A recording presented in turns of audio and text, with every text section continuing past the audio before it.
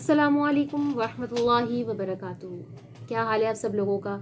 امید کرتی ہوں کہ آپ سب لوگ اپنے اپنے گھروں میں ایمان کی بہترین حالتوں میں ہوں گے۔ آج آپ کو ہارون رشید کے بیٹے کا قصہ سنانے والی ہوں۔ ہارون رشید کا ایک بیٹا تھا جس کی عمر تقریباً 16 سال کی تھی۔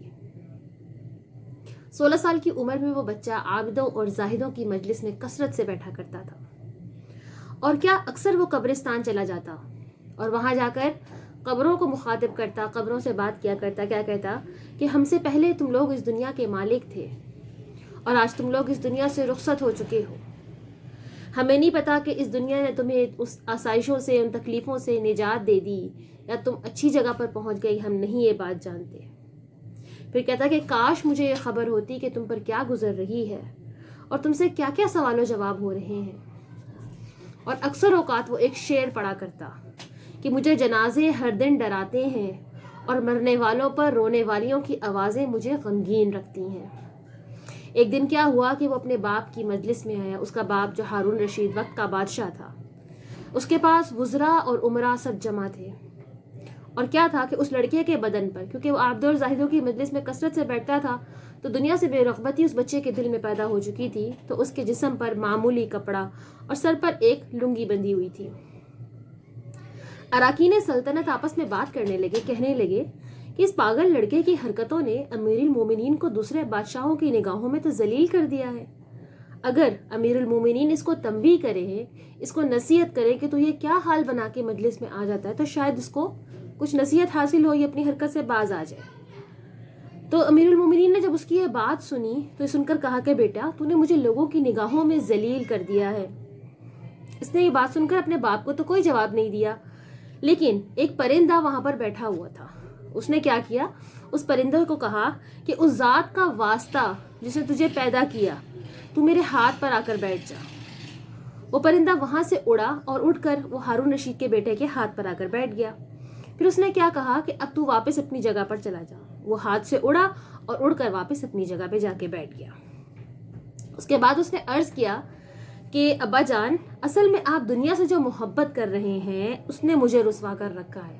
مطلب میری اس حرکت نے آپ کو رسوا نہیں کیا، آپ کی اس محبت نے کہ آپ مسلمانوں کے امیر ہوتے ہوئے، ایک مسلمان بادشاہ ہوتے ہوئے دنیا کی محبت میں اتنے غرق ہو چکے ہیں کہ آپ کی اس محبت نے مجھے ذلیل کر رکھا ہے۔ اب میں نے یہ ارادہ کر لیا ہے کہ میں آپ سے جدائی اختیار کروں گا۔ یہ کہہ کر وہ وہاں سے چل دیا، اور صرف اس نے اپنے ساتھ زادِ راہ میں کیا لیا، ایک قرآن شریف اس نے صرف اپنے ساتھ رکھا۔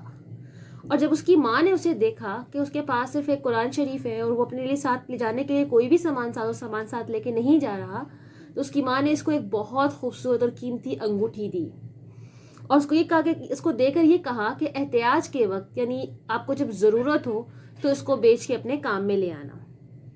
وہ کیا ہوا، وہ وہاں سے چل کر بصرہ پہنچا، اور کام اس نے کیا اختیار کیا، مزدوری کا پیشہ اختیار کیا، مزدوری کرنے لگا۔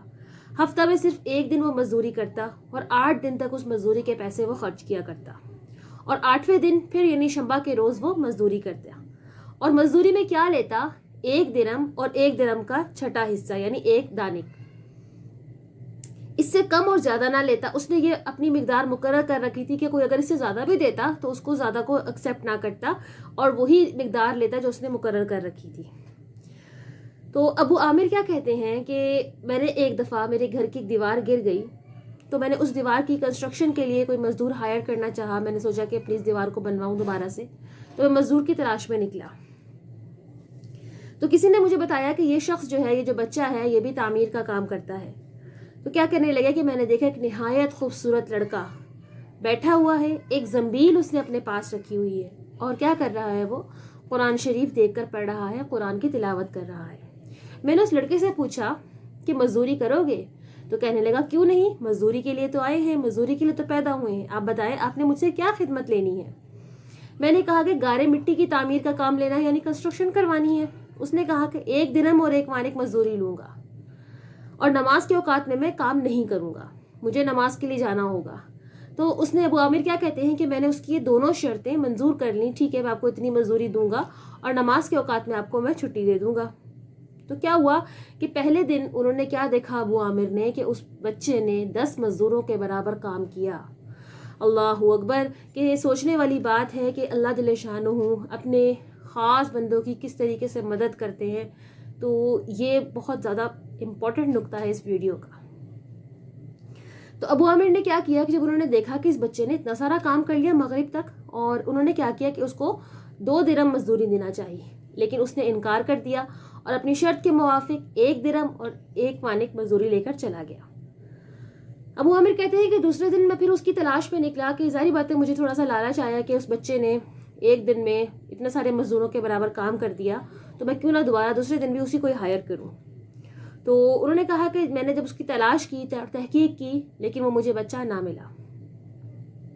میں نے لوگوں سے پوچھا کسی کو معلوم ہے ایسی ایسی صورت کا ایک بچہ ہے، وہ کہاں ہے؟ تو لوگوں نے کہا کہ وہ ڈیلی مزدوری نہیں کرتا، وہ صرف ہفتہ میں 1 دن شنبہ کے روز ہی مزدوری کرتا ہے، اس سے پہلے وہ تمہیں کہیں نہیں ملے گا. اب ہمیں کہتے ہیں کہ مجھے اس سے اتنی رغبت ہو گئی تھی اور اس کا کام مجھے اتنا پسند آیا تھا کہ میں نے سوچا کہ میں 1 ہفتے کے لیے اپنے کام کو پینڈنگ ڈال دوں گا اور میں 1 ہفتے بعد اسی سے ہی مزدوری کرواؤں گا.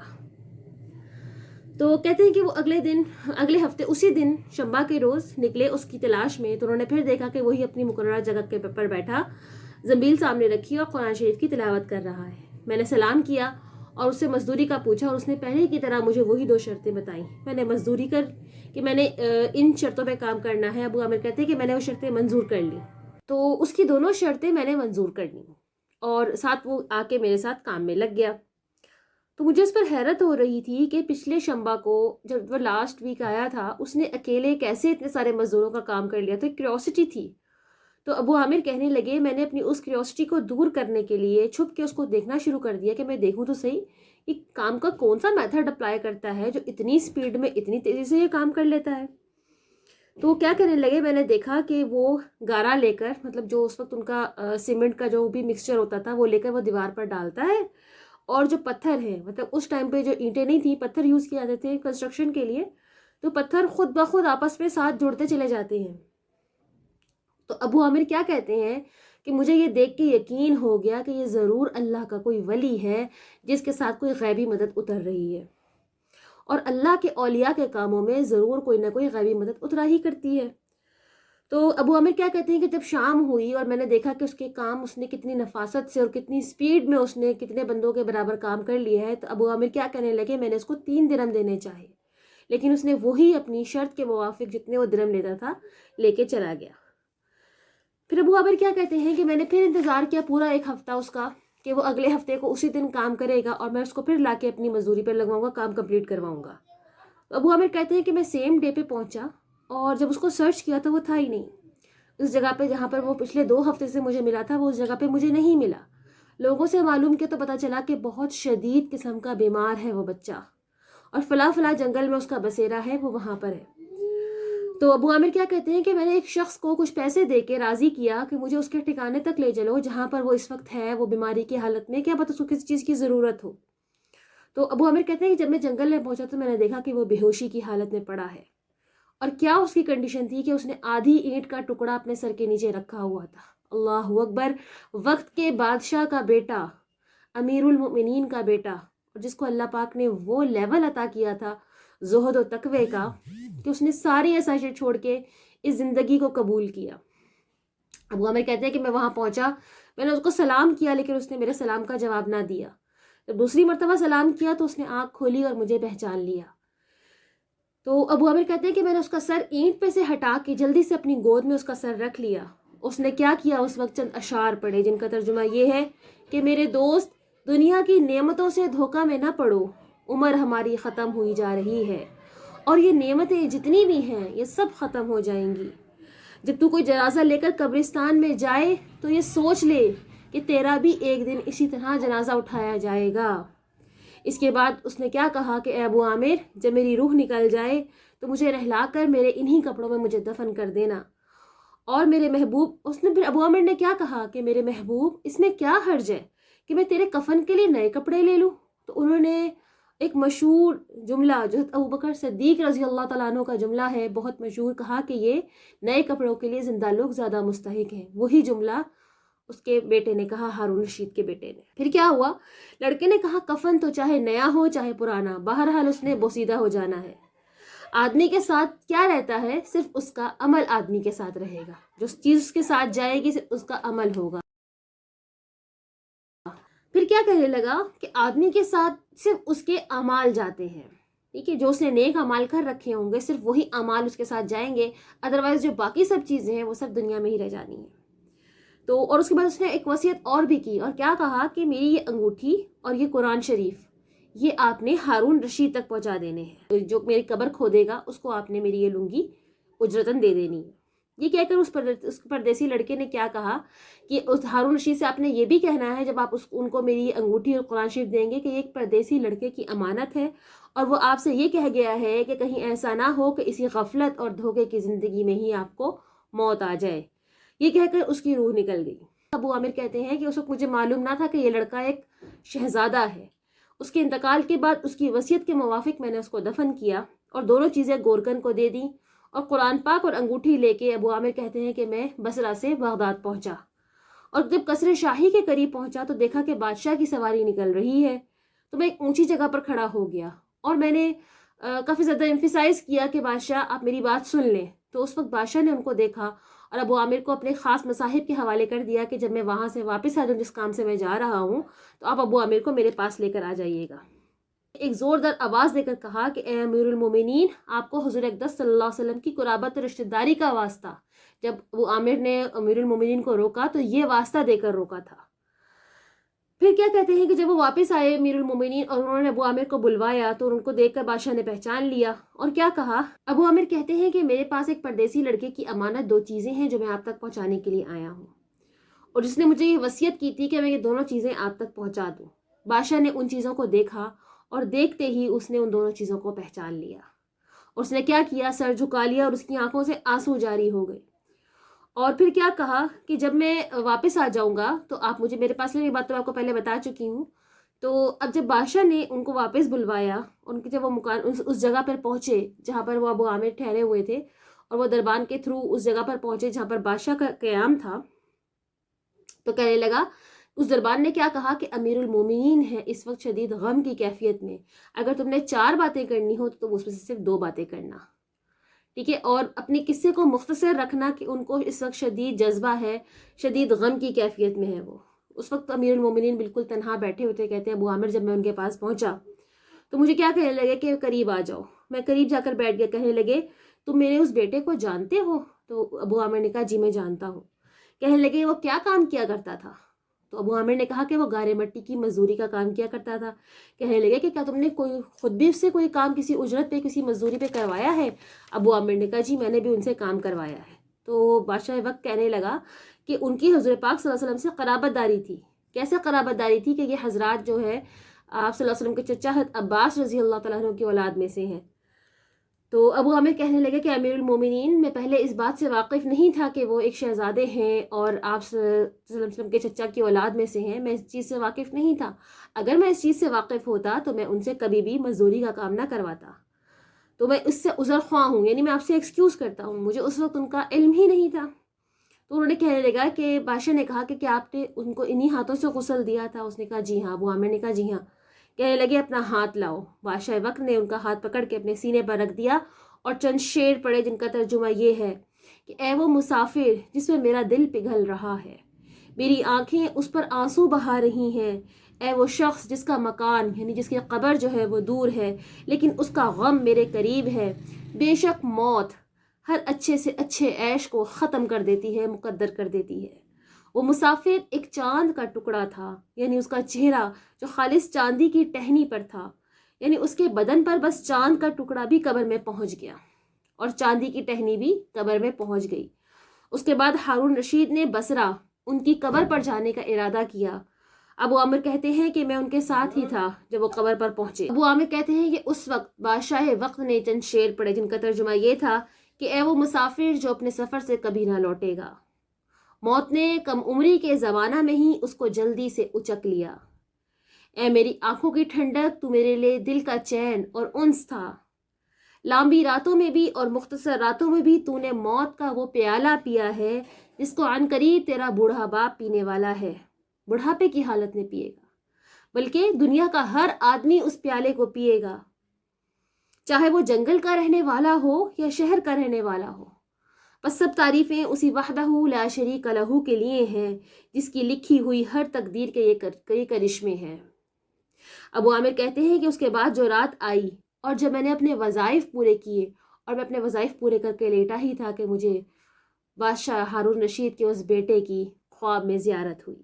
میں نے کیا دیکھا کہ ایک نور کا قبہ ہے جس کے اوپر ابر کی طرح نور ہی نور پھیل رہا ہے، اور اس ابر میں سے اس لڑکے نے مجھے آواز دے کر کیا کہا کہ اے ابو عامر، تمہیں حق تعالی شانہ جزائے خیر عطا کرے، تم نے جس طرح میری وصیت تھی اسی طرح تم نے میری تہجد و تکفین پوری کی۔ ابو عامر کہتے ہیں کہ میں نے اس سے پوچھا ہے میرے پیارے تیرا کیا حال ہے، تیرے پہ کیا گزری؟ تو وہ کیا کہنے لگا، میں ایسے مولا کی طرف پہنچا ہوں جو بہت کریم ہے، مجھ سے بہت راضی ہے۔ مجھے اس مالک نے وہ چیزیں عطا کیں جو نہ کسی آنکھ نے دیکھی، نہ کسی کان نے سنی، نہ کسی آدمی کے دل پر ان کا گمان یا خیال گزرا۔ اور یہ جو بات ہے یہ ایک مشہور حدیث کا ترجمہ ہے کہ حضور پاک صلی اللہ علیہ وسلم نے ارشاد فرمایا کہ اللہ جل شانہ کا پاک ارشاد ہے کہ میں نے اپنے نیک بندوں کے لیے ایسی چیزیں یعنی ایسی نعمتیں تیار کر رکھی ہیں جو نہ کسی آنکھ نے دیکھی، نہ کسی کان نے سنی، اور نہ کسی دل پر ان کا خیال گزرا۔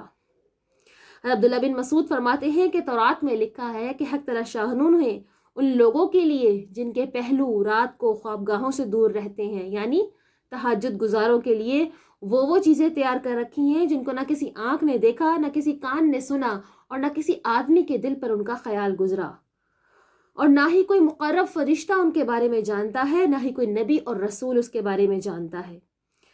سورہ سجدہ میں اللہ پاک کیا ارشاد فرماتے ہیں، فَلَا تَعْلَمُ نَفْسٌ مَّا أُخْفِيَ لَهُم مِّن قُرَّةِ أَعْيُنٍ، کہ یعنی کسی شخص کو خبر نہیں جو آنکھوں کی ٹھنڈک کا سامان ایسے لوگوں کے لیے خزانہ غیب میں موجود ہے۔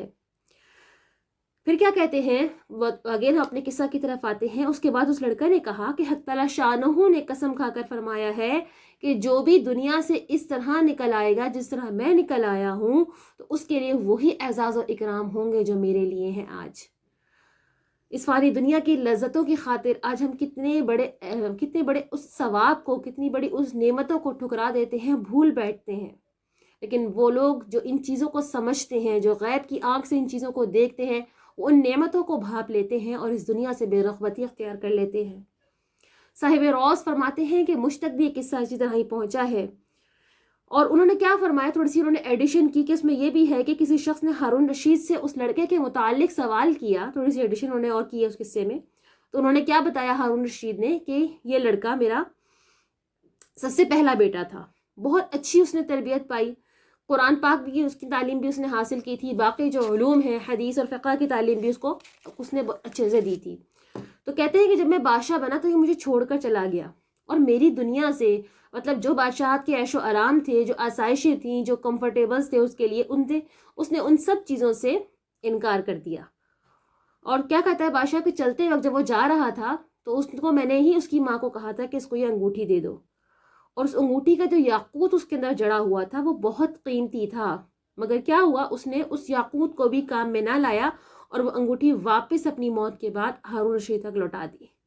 اچھا، اب تھوڑا سا روشنی ڈالتے ہیں کہ وہ ہارون رشید کون تھا جس باپ کو وہ دنیا دار کہہ کے اس کو چھوڑ کے چلا گیا۔ اس ہارون رشید کے زہد و تقویٰ پہ بھی تھوڑی سی روشنی ڈالتے ہیں، میں اپنی ویڈیو کو اینڈ کروں گی، ویڈیو کافی لمبی ہو گئی ہے، کہ وہ ہارون رشید کا شمار نیک دل بادشاہوں میں سے ہوتا تھا۔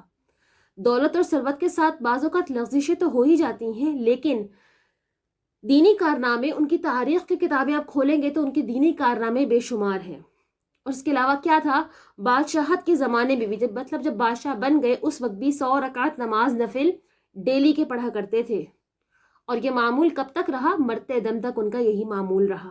اپنے ذاتی مال سے 1000 درہم صدقہ کیا کرتے تھے، اور 1 سال حج کیا کرتے اور 1 سال جہاد میں شرکت کرتے تھے۔